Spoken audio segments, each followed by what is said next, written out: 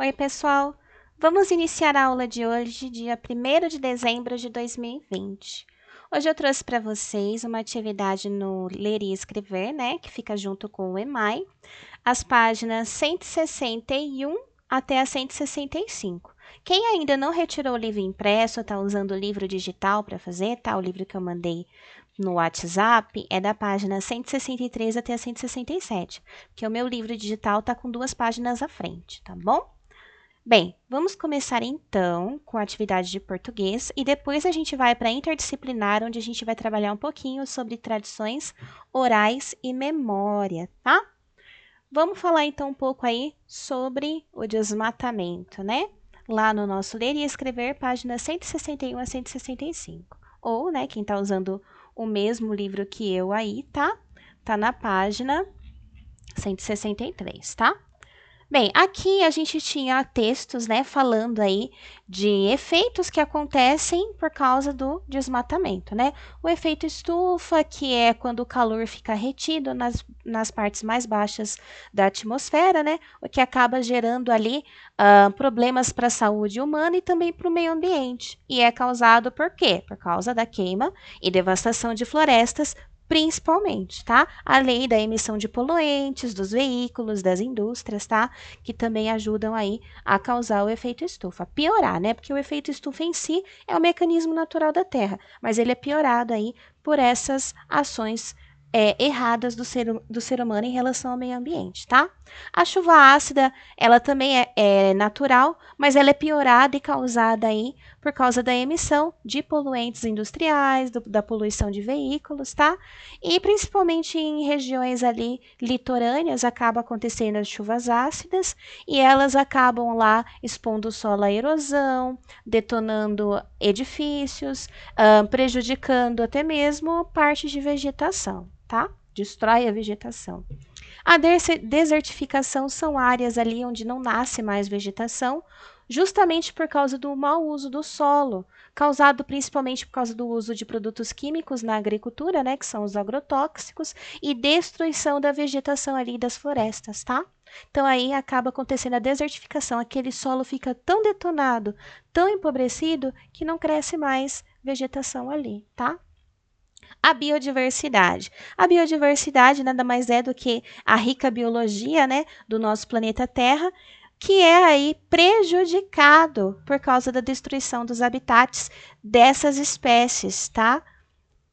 E essa destruição de habitats é causada principalmente por causa do desmatamento, né? A devastação de florestas ali, você acaba destruindo o habitat dos animais, você acaba detonando até mesmo ecossistemas, tá? Que tem a ver ali com a parte de cadeia alimentar, onde um animal depende do outro ser vivo, né? Depende do outro para sobreviver, né? O animalzinho que come a plantinha, se aquela determinada plantinha não existe mais, eu acabo aí prejudicando esse animalzinho que vai deixar de existir também e acaba acontecendo desequilíbrio muito grande nos ecossistemas também, tá? E na biodiversidade. E as erosões, né? Como a gente viu no caso da desertificação e das chuvas ácidas, né? A erosão ela é causada principalmente aí por atividades humanas erradas, né, formas erradas de se tratar o solo. Existe a erosão natural, né, que ocorre por causa da água, dos ventos, da chuva, dos animais, mas a erosão em si, que causa aqueles grandes desastres, né, são causados principalmente por problemas ambientais aí relacionados às atividades humanas, tá? Então, aqui nas perguntinhas, a primeira delas perguntava qual dessas consequências ambientais aí tem relação com o desmatamento das florestas e para explicar por quê. A resposta correta é que todas elas têm ligação, né? Por quê? O efeito estufa tem ligação com as queimas e devastações de florestas, o que aumenta a retenção do calor nas camadas mais baixas da atmosfera, né? A chuva ácida, ela piora e é acentuada em locais que tem muitas indústrias, né? Por que que tem muitas indústrias ali? Provavelmente uma área que foi desmatada para poder construir essas indústrias, né? Então também tem relação aí com o desmatamento. A desertificação, relação direta, né? Com o desmatamento das florestas e o uso de agrotóxicos que prejudica o solo. A biodiversidade e o ecossistema, que são prejudicados pelo desmatamento, né? O que leva à quebra da cadeia alimentar por falta de vegetação e determinadas espécies de animais. E a erosão, que também tem como uma das causas as atividades humanas. E as atividades humanas relacionadas ao meio ambiente têm principalmente a ver com desmatamento das florestas. Então, todas essas consequências têm relação aí com o desmatamento, tá bom? Aqui, né? Quais condições ou mudanças dos nossos hábitos diários poderão contribuir para que os problemas ambientais citados no quadro a seguir possam diminuir? Se a gente for pensar em nossos hábitos diários, tá? Nós que somos seres humanos comuns, né? Que não temos aí como dar pitaco no tanto de poluente que uma indústria vai expelir, né? Pôr para fora lá e acabar com o meio ambiente, né? Ou com a gente também não pode dar pitaco no desmatamento das florestas, porque o nosso trabalho não tem muito a ver com isso, né? O grande problema está nas pessoas que têm mais poder aquisitivo, que são os grandes senhores aí de produção, de venda de carne, de gado, os donos de indústrias, são eles, né? E o nosso governo aí que tem aí que entrar num consenso para diminuir esses problemas ambientais, né? Encontrar formas de diminuir. Então, os nossos hábitos diários, na minha opinião, a gente pode. Como que eu posso dizer? Existem coisas pequenas que a gente pode fazer, tá? Que seria não poluir, né? Não jogar lixo na rua, diminuir o nosso consumo. Principalmente de embalagens, né? A gente precisa tomar coisa no canudinho? Não precisa, então não usa canudinho. Precisa pegar a colher descartável, se você tem colher na sua casa, não precisa, né? Então diminuir aí o acúmulo e o consumo, né? Para acúmulo de lixo.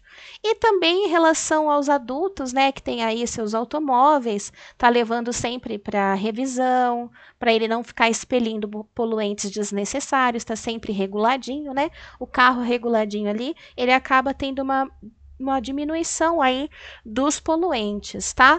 E outra coisa que a gente pode fazer é utilizar menos, né, esses transportes individuais e mais os transportes públicos. Mas a gente sabe que não está muito ao nosso alcance isso, né? Muitas vezes o transporte público também depende muito do governo, né? Da cidade, por exemplo. Se o governo não dá um transporte público de qualidade para a população, ela vai acabar optando, se tiver, né, essa opção, por veículos individuais, o que aumenta o trânsito, o que aumenta aí a emissão de gases e poluentes. Então, se a gente for pensar no micro, né, no ser humano individual, não há muito que você possa fazer, mas no macro, né, em relação a cidades, a estados e ao país, aí sim a gente tem decisões que podem melhorar o meio ambiente. E foi o que eu coloquei aqui, porque o que vai ajudar a melhorar o efeito estufa? Não é você na sua casa que está aí indo para o seu trabalho. São as indústrias, né? Que estão ali emitindo lá os poluentes e os gases, tá? Então, a gente precisa pensar aí numa forma de conscientizar e chegar à informação e à noção de que a gente precisa mudar os hábitos em relação ao país inteiro e ao mundo, né? Porque não é só o Brasil aí que tem problema de desmatamento, tá? Então, aí, efeito estufa, quais são as causas?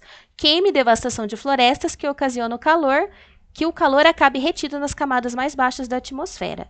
Quais ações humanas contribuem para diminuir o problema? Aumento e respeito pelas áreas verdes, né? A gente precisa respeitar a vegetação, tá? E aumentar, né, as áreas verdes. Por que tá tão calor? A gente não tem árvores pela cidade, a gente não tem árvores nas ruas, a gente precisa de arborização, a gente precisa de planta para que o calor ele fique mais ameno, para que o ar fique mais agradável, né? E diminuição da emissão de gases e poluentes, tanto dos veículos, né, dos caminhões, dos carros, como das indústrias, tá? Principalmente das indústrias. Chuva ácida, qual a causa? Acúmulo de áreas industriais, emissão de gases e poluentes. Quais ações humanas contribuem para diminuir o problema? Recuperação de áreas verdes e diminuição da emissão de gases e poluentes. A gente sabe que as plantas, as árvores, elas têm a capacidade de purificar o ar. Então, uma forma de melhorar aí, né, essa emissão de gases e poluentes, além de diminuir, colocar um limite no que a indústria pode ou não emitir, ó, você está passando da conta por causa de lucro. Você não devia emitir esse tanto de poluente.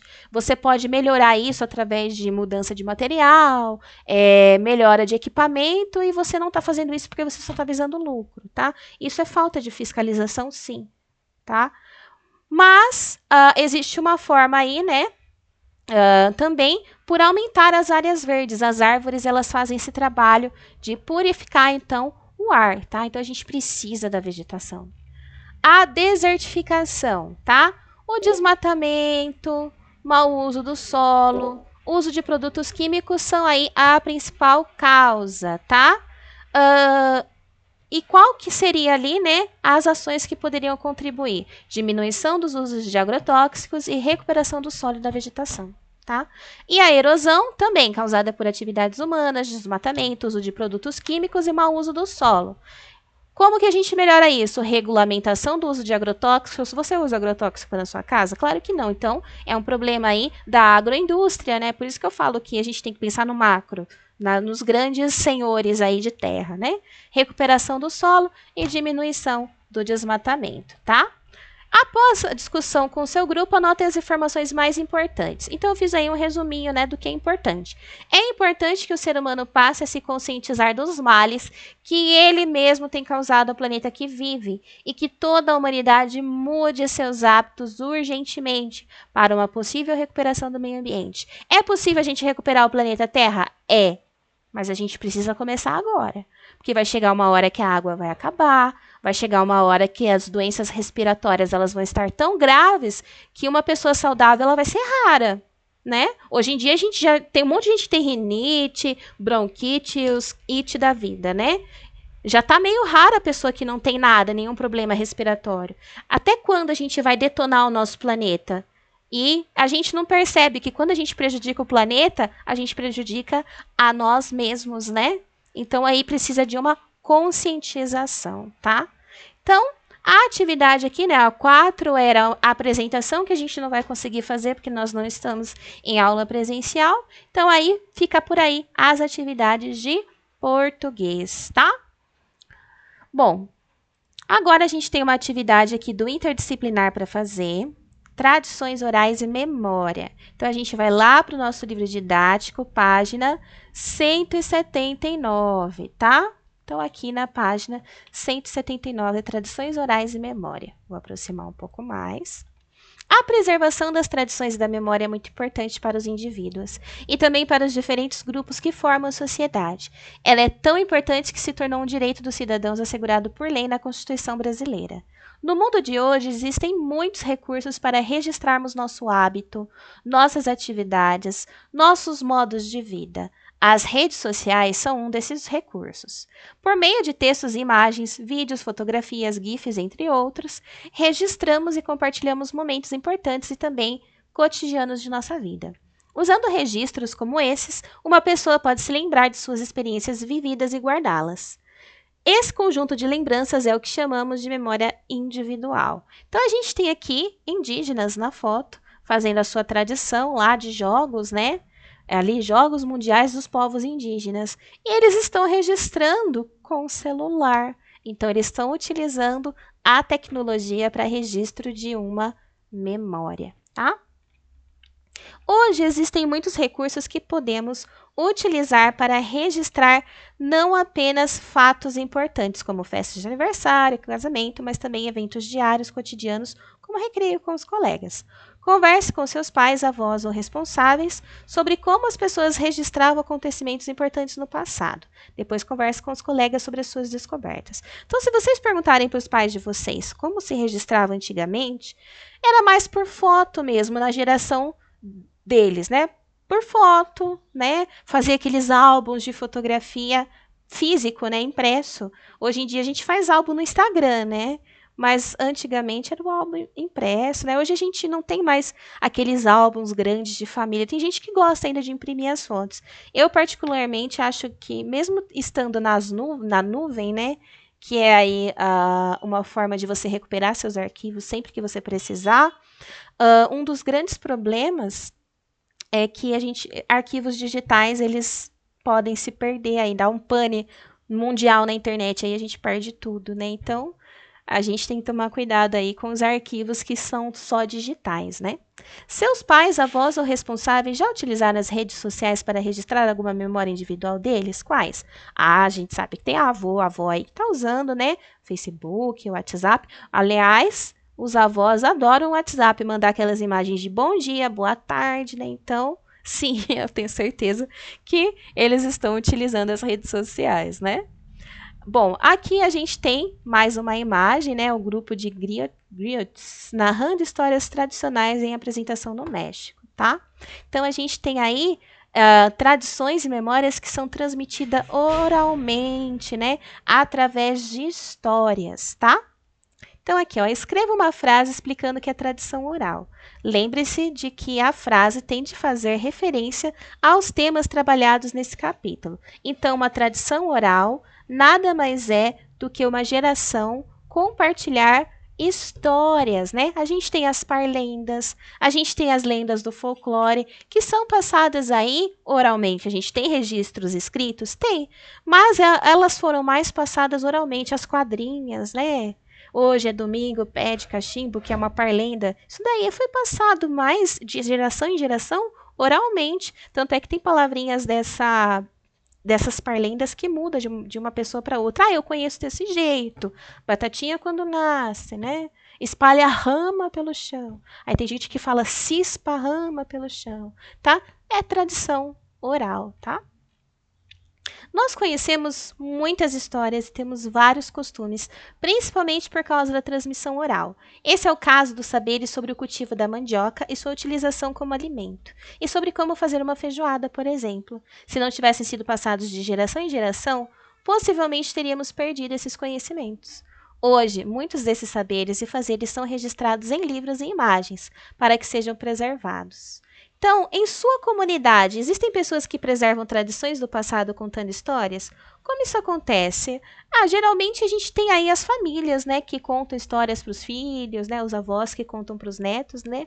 É mais assim, não é uma coisa que nem uma comunidade indígena, onde tem um pajé lá que vai passar uma história de geração para pós-geração, né? Converse com os colegas e o professor sobre algumas canções tradicionais da comunidade que vocês vivem, alguns pratos típicos da região onde vocês moram.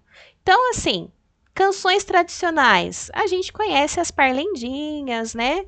Elas são cançõezinhas aí tradicionais. Pratos típicos. A gente conhece a feijoada, né? Existem pratos aqui no estado de São Paulo que a gente come. A gente tem o costume de comer arroz, feijão, né? Então, pratos típicos aqui da região, tá? Assim também aprendo. Uma forma importante de preservar a memória coletiva do Brasil é a literatura de cordel.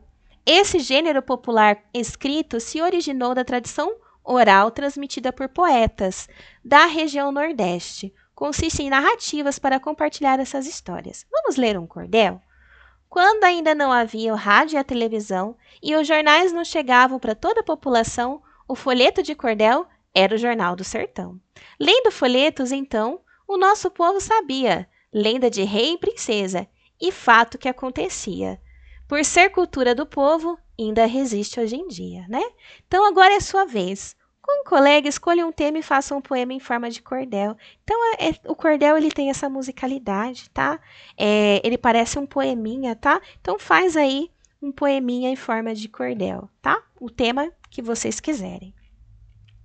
Bom, sobre a preservação das tradições e das memórias de um grupo social, tá? Nem sempre é fácil, né? Aqui eles citam o exemplo das populações quilombolas, entre os séculos aqui 16 e 19, né? O termo quilombo era usado para nomear os povoamentos formados pelas pessoas que foram escravizadas, né? As populações das comunidades remanescentes de quilombo lutam pelo direito de permanecer na terra em que seus antepassados viveram e pela preservação das suas tradições nesses locais. Então, quais são algumas dessas tradições, né? Artesanato quilombola, tem esse senhor que fez aí, né? Lá em Ubatuba, um quilombo em Ubatuba, né? É esse artesanato quilombola. E aqui uma cozinheira preparando beiju, né? Então, aqui, né, uma forma aqui de cozinhar que vem da tradição daquele povo de antigamente, dos quilombos, tá? E aqui a gente tem a dança também, né? No caso aqui, a apresentação de Congo do Quilombo de Sapé. Então, com orientação do professor, pesquise em livros, revistas e sites informações sobre comunidades quilombolas brasileiras, estados brasileiros onde se encontra o maior número de comunidades quilombolas, tradições das comunidades quilombolas e escolas das comunidades quilombolas. Então, você tinha um espaço aqui para resumir aqui esses pontos das pesquisas. Então, vocês podem pesquisar lá no Google, estados brasileiros que possuem quilombos. E aí vocês citam essas comunidades quilombolas. Estado de São Paulo tem tantos quilombos. Estado tal tem esses quilombos. E aí vocês colocam algumas tradições, tá? Não precisa escrever várias que nem tem espaço para isso, tá bom? Mas aqui dá para você colocar resumidamente a sua pesquisa aí. Pode ser na internet, que eu acho mais fácil do que pesquisar em livros e revistas que nem todo mundo tem acesso, tá bom? Então, a atividade do interdisciplinar e até aí na página 183 e assim a gente termina a nossa aula de hoje. Qualquer dúvida, então, é só mandar para mim. Um beijo, tchau!